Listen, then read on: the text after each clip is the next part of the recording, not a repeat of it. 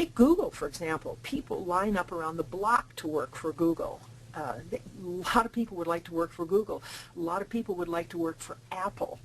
Become that company that people want to affiliate with, not just because of your products, but also because you're a great place to work. Well, because the culture is permeating. Edward, can I also just say a quick word about,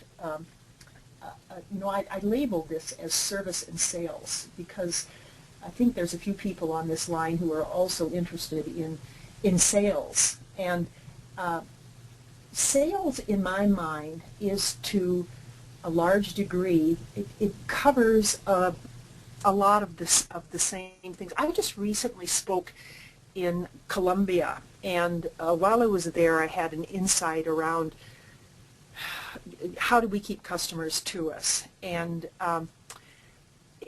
if you look at this chart that's on the screen right now, the customers that are emotionally satisfied are going to leave you less frequently than customers who are dissatisfied, but remarkably enough, customers who are rationally satisfied will leave you actually at a slightly higher rate than even the dissatisfied ones. Now, if you look at this from a sales point of view, you could think about it this way. Rational satisfaction comes from what in sales is called features. This is, it can do this. The product can do this. It has these features. So it's rational satisfaction. Yes, it comes in 6 different colors. Oh, that's a great feature. I love that. But the real satisfaction comes from the language of in sales is talked about as benefits. What does this mean to benefits? I think dissatisfaction occurs when there's a lack of alignment. So I've been primarily talking about this from the service point of view, but I think that it has equal applicability to sales as well. And I think as bad as we might think service is, I think sales is an even worse position. I think that if you look at the research that's been done, the amount of satisfaction really comes from service rather than from sales. Sales should be fun. I'm buying something. I'm getting something new.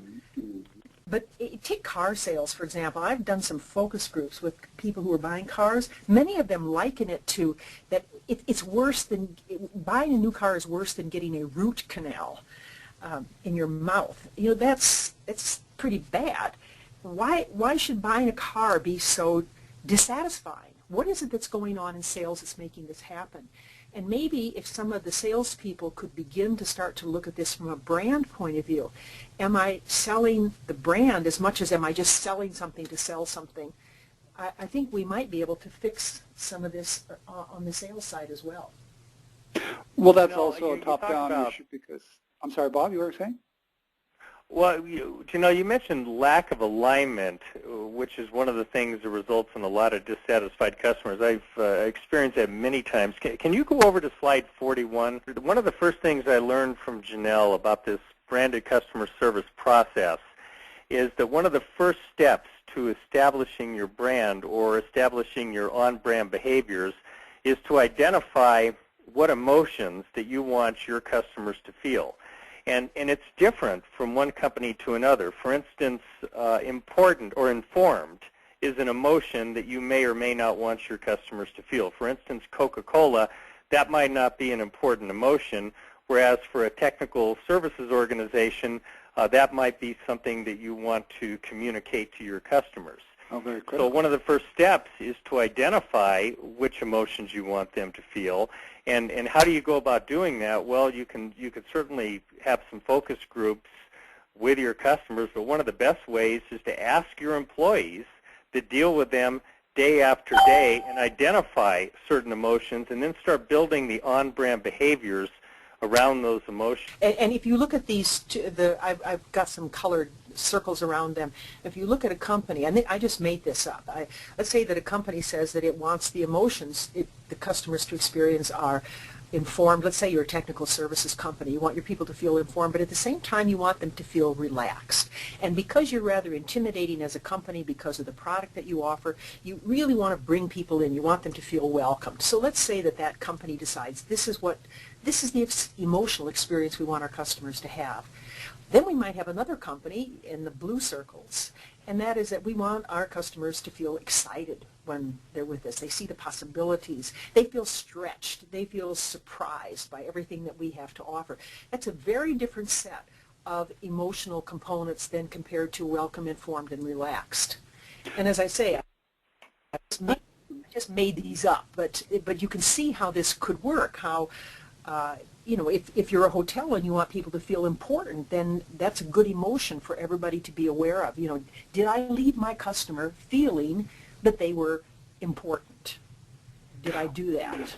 Well, that comes back. Janelle, would you agree that this is a good first step to identify within your organization what emotions you want them to feel, and then start building your brand from there? Oh, I'm not so sure that this necessarily is the first step, but it's got to happen right up there in that define phase of the DNA. It's part of that. But I wouldn't say that this is like step number one and then everything else falls from that. Sure. And they can't feel all of them. Well, one thing I wanted to look at was that, early in the presentation, you had the point that you had to be likable.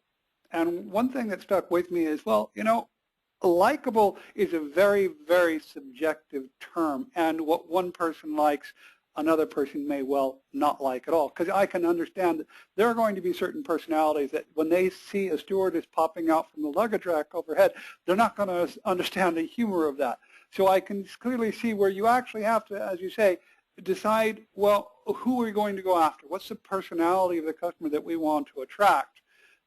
As well as how do we communicate our message to them? Because just because I'm liked by one person, I don't imagine that's going to transfer very well to everybody.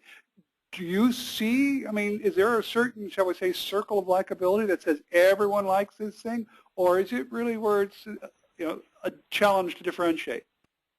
Oh yeah, you cannot expect that everybody will like you. There's some, for example, I do not like Southwest Airlines. I admire them.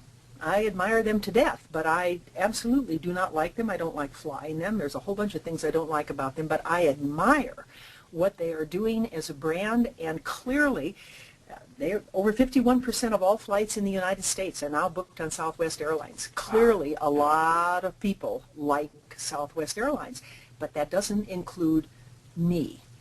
Well, I used to fly on Southwest. I lived in Texas for 5 years, and that was pretty much the regional airline to get around on. And it was one of those things, it wasn't just a matter of liking Southwest, it was pricing, availability, et cetera. So if 51% actually fly Southwest, that doesn't mean 51% likes Southwest. Right. Some of them may not. Some of them may fly them because that's the only airline that goes into their sector. There's an awful lot of that's going on in the airline business in the United States. And some of them may fly them for their prices, and some of them may fly them for their reliability. If you want to get someplace on time, you're most likely to have that happen if you book a Southwest flight. So, there could be other reasons as well, but there's an awful lot of people who really love that airline. They really like it. And that's probably what we would call their brand loyal customers. They'll go out of their way to fly them. I personally love United Airlines. I know they get a lot of crap in the news media, but for me, I really like them. One of the things I really love about them is how they land those airplanes softly, and they even have words to describe a landing that you can't even tell that the plane landed. It's so soft. And United must train their pilots to do this. I hate being dropped down, 3 feet off the ground on those big jets and get jolted. I really dislike that. And United consistently avoids that experience. And I've come to really like it, especially when I fly another airplane, another air carrier. I can tell the difference on a United flight. And so for me, that works. Now everybody's going to find their piece, and and especially complex service brands, you've got a whole bunch of pieces. You know, take a look at your own business. What are all the ways in which you touch the customer? There may be one way in which you touch the customer that is so meaningful to the customer that they'll endure everything else about you that they don't like